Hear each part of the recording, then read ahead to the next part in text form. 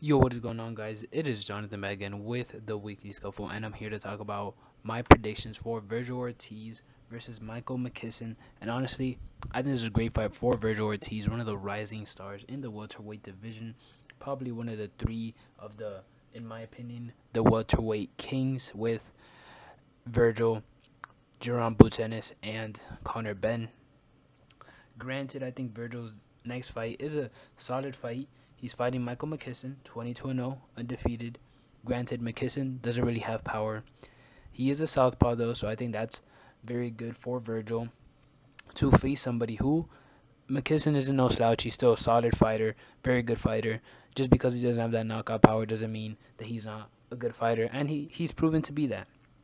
And being a tricky southpaw is definitely going to be good for someone like Vergil to go up against, especially when you have people like Terrence Crawford in the division, people like Boots Ennis who could switch. You know, you have a lot of these tests, so fighting somebody that's 22-0, definitely a step up. And Vergil, 18-0, 18 KOs. Can he keep the streak alive? I think he can. I think this is going to be a fun fight to watch. And if Virgil knocks him out in spectacular fashion, I think we got to start asking ourselves, when are we going to see these fights next up? Honestly, Conor Benn is now in talks to fight Chris Eubanks, which that fight, I guess, is alright.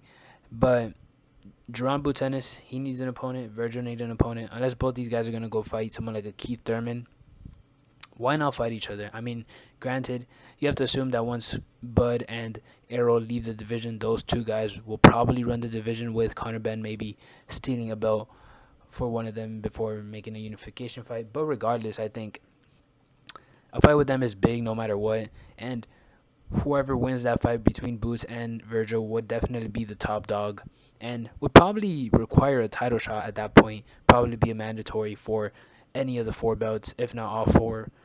But regardless, I think Vergil Ortiz will win this fight by KO. I'd probably say 9th to 10th round, leaning closer to that 9th round. I just think McKisson's power, even though it's almost non-existent for this level, I think he's still a tricky southpaw. So it'll take Vergil some time to break him down, and I think McKinson is a tough fighter. But with all that being said, we'll see how all this plays out, and see you next time. Peace.